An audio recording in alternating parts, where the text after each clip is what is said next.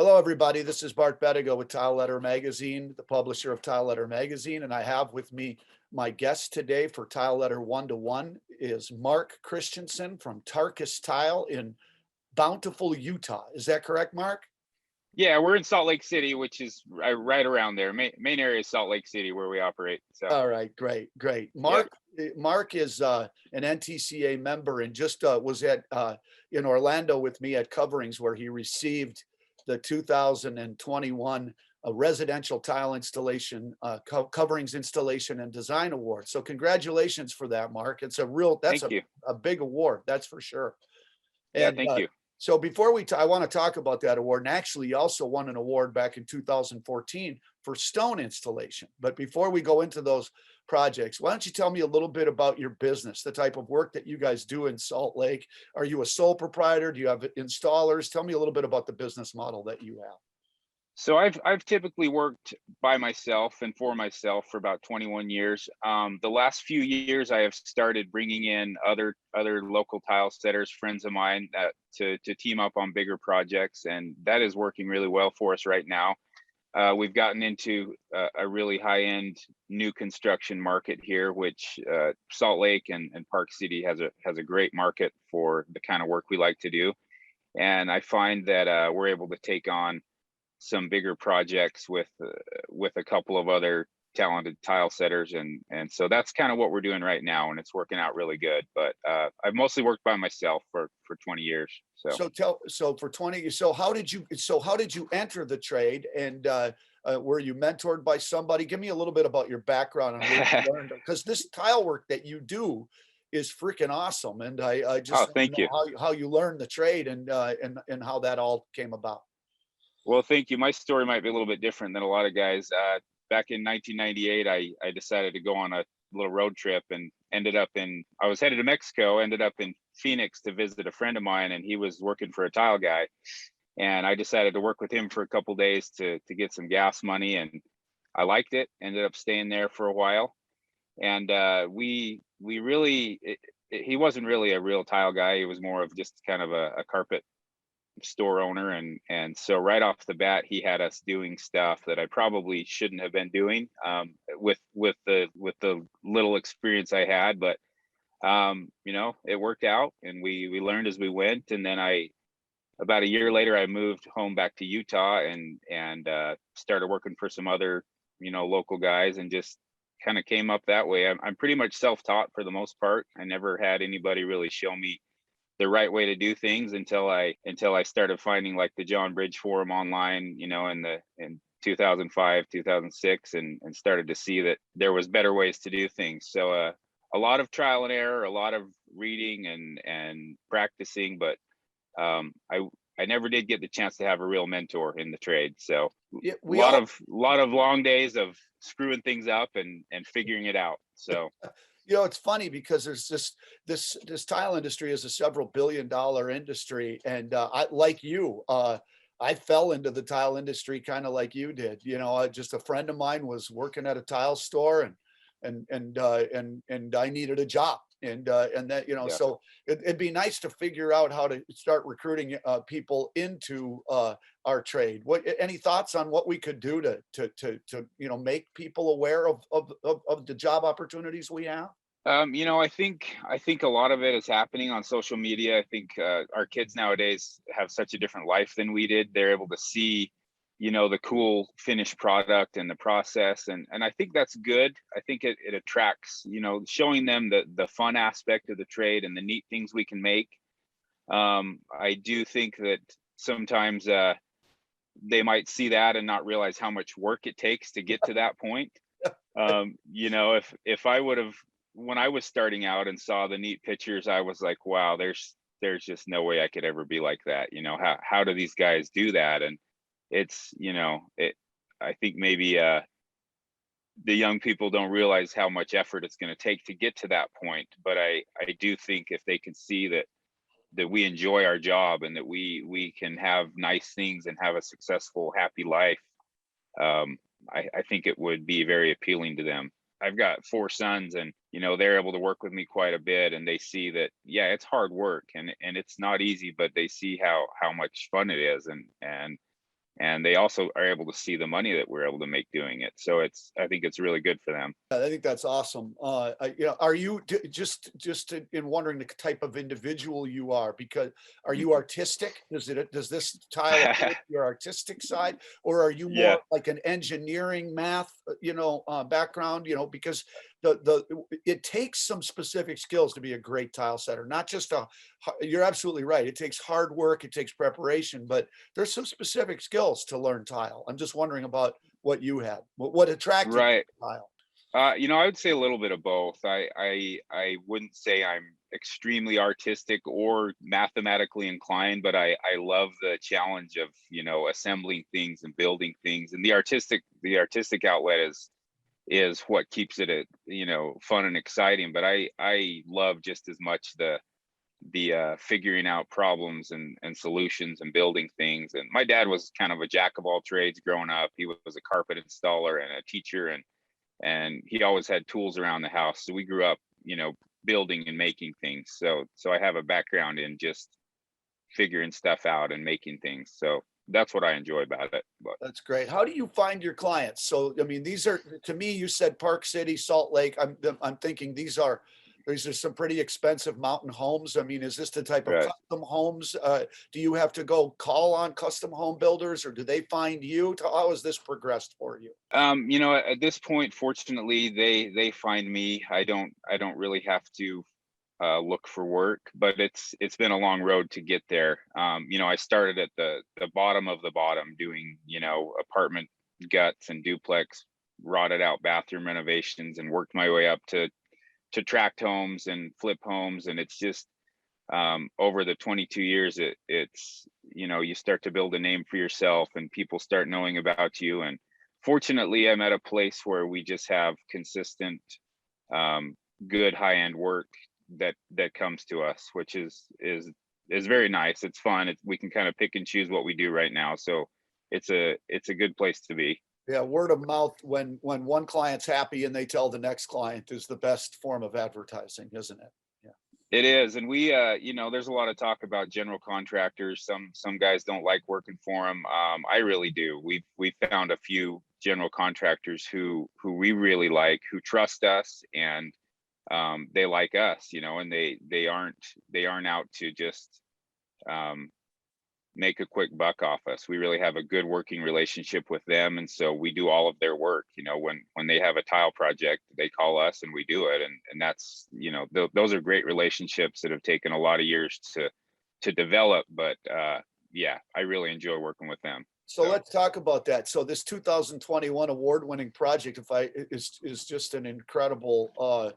I believe is it a steam? It's a whole house probably, but you probably Yeah, Did you submit the steam shower as part of the award, or? I did. Yeah, the whole house had about eight bathrooms, and this was just indoor pool, athletic area. Steam shower was in the basement, and that's where we spent the most time on the house. So I kind of wanted to focus on that.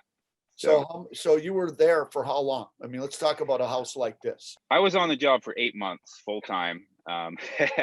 And luckily, it was right when COVID hit, and I really kind of had the place to myself for most of that time. So I was really fortunate to be able to have a place where I could continue to work and not be affected by that. And yeah, the job was for a homeowner who was acting as his own general contractor, and he reached out to me, and he gave me the job. And I first looked at it, and I was a little blown away by what we needed to do there at the time, and they didn't have a real clear vision for exactly what they wanted. So I was given a really long leash to kind of come up with some ideas and designs, and it turned out to be a really fun, challenging job for me. So on a project like that, I mean, man, you got four boys. You got to make sure Yeah. that you're profitable. Tell me how this works when you're working with either the general contractor, or in this particular instance, the homeowner. Are you working time and materials? How do you work with a client like that? So on that particular job, we did it straight time and materials. Yeah. When I first met him, I said, there's so much gray area here. I can't bid this without more information. And he said, I don't want to bid. He's like, would you be willing to just work time and materials? And I said, yeah, that would be great. Do you want me to figure out a not to exceed price? And he said, no, that won't be necessary. I just want it to be perfect. So kind of opened the door for me to really go all out and do a good job on it, and do it the way I wanted to do it. So that was awesome. I mean, it I, worked out great for us. yeah, it sounds like a great client. Sometimes though, those can be very tricky, right? Because Right, you're going in with he's trusting you and you're trusting him. This particular right. and in this particular situation, it seems like it worked out. So that's great. Tell me a little bit about the the technical challenges of this particular project.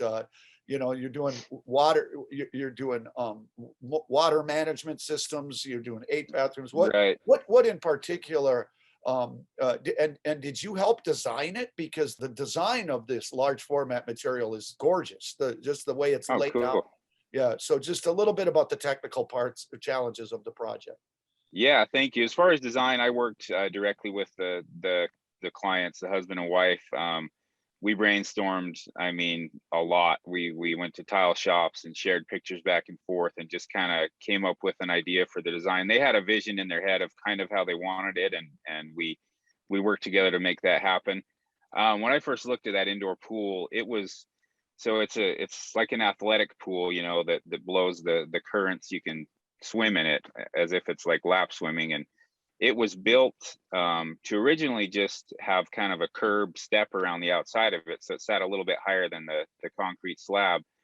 Well, they decided they wanted the tile to flow, the tub deck, or the pool deck, to flow right into it. So the first biggest challenge was to raise the whole floor up a couple of inches Ah, over radiant slabs. So we did a ton of mud work. We did 800 or 900 feet of unbonded reinforced mortar bed. We ended up floating all the walls in the house, about 3,000 feet of walls. We had gotten there after drywall and cement board had been installed everywhere, and it made more sense to float it all than to tear it out and redo it to get it within the spec that I needed for the large format tile. So I mean, we did 2 solid months of mud work in that house before we ever started laying tile. So just it I could was go, I it could was go on. fun. I could go on and on with questions on you about this particular job. I don't want. I've got a few other things I want to ask you, but you Yeah, touched on something. So you floated walls, you floated the floors, you brought the floor into tolerance by floating it. right. There's a lot of systems out there. There's a lot of ways we can set tile now.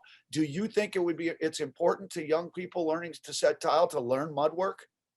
Oh, absolutely. I didn't. So I had been tiling for 10 years full time before I had a chance to start to learn mud.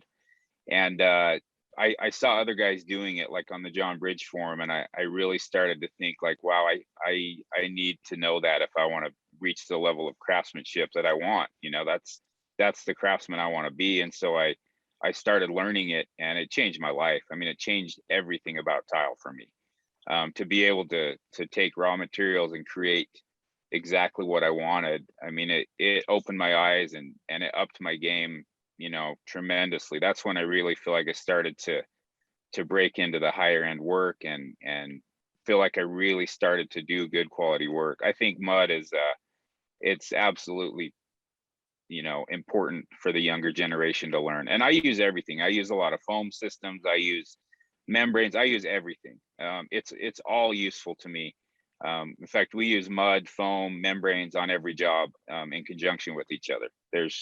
It gives you the You got to know it all. versatility. It gives you the versatility and the options, right? Because every Right. job is uniquely different, and materials you're going to use. If it's like, tiles where your surface needs to be extremely flat, or if the walls need to be extremely flat. So I think that was just a great answer. Thank you. I saw one of the jobs that you're working on right now. I saw at Coverings, one of the trends was not only the color green, which you're working on with the Octagon, but Right. also the larger Octagon tiles. And Right. it's funny because at a Tile Council press conference, they said we're going to have to possibly change our standard related to what is a large format tile, because right now we say a large format tile is any one side that's 15 inches or longer, but some of these octagon tiles are pretty large, but maybe none of the sides are 15 inches. So Right.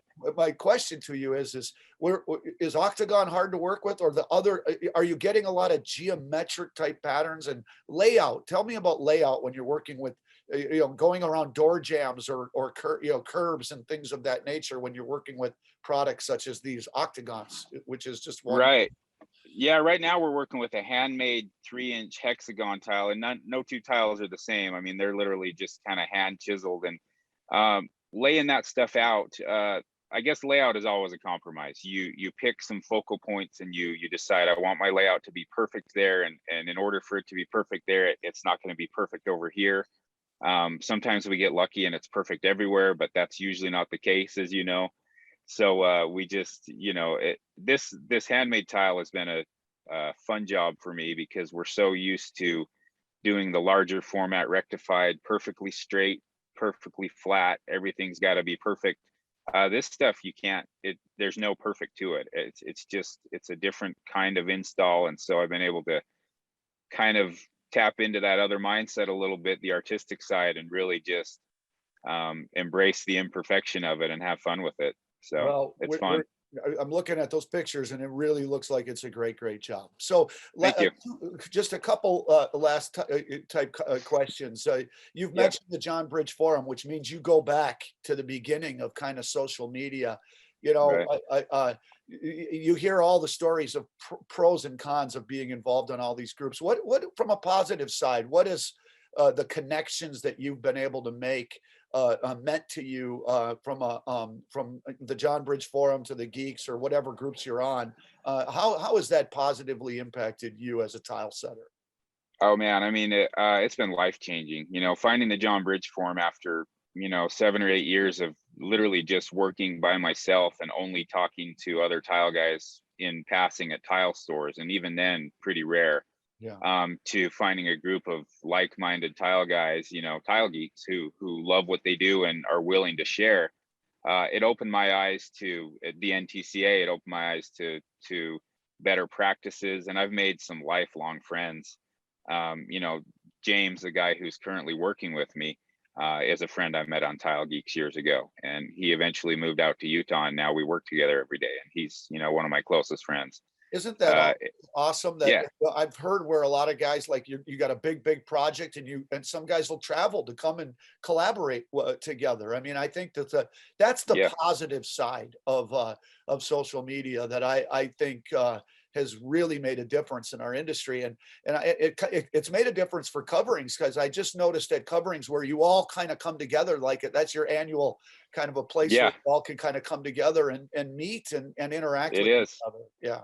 Yeah, it is. It's fun. I think I went to my first event in 2010. It was a John Bridge mud event, actually, and met some of my original tile friends there. And then we kind of transitioned over to Tile Geeks, and I've made so many more connections. And yeah, it's a positive thing. There's so much good info out there. Unfortunately, with that many people, there is negativity, and that is something that it's unfortunate, but that's the way it is. You get that many people together, and there's always going to be that. So we do Well, our our best to industry, just, yeah, and our industry is not any different than any others with social media, right? I mean, that's just a part right. of, that's just the nature of the way social media is. But I choose to look Yeah, at the positive, and I I see do too. so many of you guys that have made these long lifetime friendships on that group, which is awesome.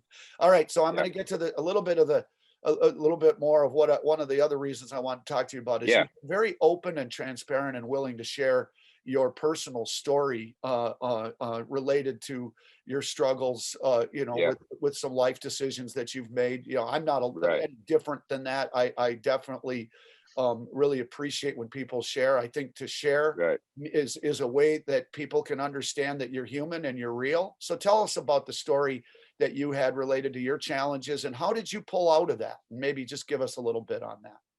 Yeah, you bet. I mean, I could talk about this for days, but I know we've got a Yeah. time constraint. I went through a lot of years of drug addiction, and I actually just celebrated 3 years clean last week. So I'm Congratulations. extremely Yeah. extremely happy about that. I'm in a really good place today, but As a young business owner with young kids and the stresses of all of that, life got overwhelming for me, and my wife and I both faced some serious health issues back in 2012, 2013. She had a brain tumor, and then I eventually got testicular cancer. And Wow. I felt like I was treading water, and I started to find solace in alcohol and eventually drugs. And it just progressively got worse to where I lost control and couldn't function anymore. Lost basically everything, the business, my house, my kids and wife for a while. It really my life fell apart. And I had before that had a really, happy, successful life. And it was about 2018, I really kind of hit a bottom, and I had enough. And between the consequences and the sadness and just the losing everything, I decided to change, and I almost didn't. I was going to kill myself. I was ready to take my life, and I decided not to. And I found a group of people to help me start to love myself again. And at first I was really ashamed. I didn't want anyone to know. And Sure. I found that as I've started to love myself again and found that self-respect, I have a strong desire to share this, because it's something that I think a lot of people need to, there's a lot of people out there like me in our industry and in life in general who need to know that this is a normal thing. We need to shine a light on it. It's not something that we need to brush under the rug and be ashamed about. It's something that we need to help each other, to come through. I couldn't agree more. What advice, Mark, would you give to somebody if they were struggling where you were back in 2018? I think the biggest thing I could say is to reach out. Man, I tried to hide it. I wanted everybody to think I had everything under control, because that's the personality I have. I like to be able to handle things, and I had closed myself off so much. There's people willing to help you and willing to sit with you in it and be there for you, but you have to let them in. I mean, when I started to let people into my life is when my life started to change. So, and don't be ashamed if you've made some bad choices, and there's no shame in that. We all do that. There's no reason to feel bad about yourself. You can pick yourself up and start over, and you can have self-respect, and people will love you, even when they know the dark side about you. That's just a great explanation of it's never too late. And look at you, 3 years later, you're at a trade show in front of about 300 people on 2 big screens with one of your masterpieces receiving a installation award at the trade show for excellence in residential installation. I mean, that's a big deal. And Thank that's you. a far way to come in 3 short years. So congratulations. We're glad that you're with us. Thank you. It's that job is really it's a testament to kind of redemption for me. That job was about me being able to prove to myself that I could come back, and be that person that I'm meant to be. And so to have the job recognized on that scale was awesome. That was just a cherry on top, but really it was just a great experience to be able to do that and to kind of find myself again through that job. So it's a really meaningful project for me. That's great. Well, thanks for being with us today, Mark. This has been just Oh, you fascinating bet. for me. Really enjoyed it. This is Bart Bedigo with Tile Letter Magazine. Our guest today has been Mark Christenson from Tarkus Tile out of Salt Lake City, Utah, award-winning installation tile contractor out of Utah. Has won 2 CID awards, and we've been just delighted to have him as our guest today. Thanks again. Have a great day. Thanks, Bart. I appreciate it.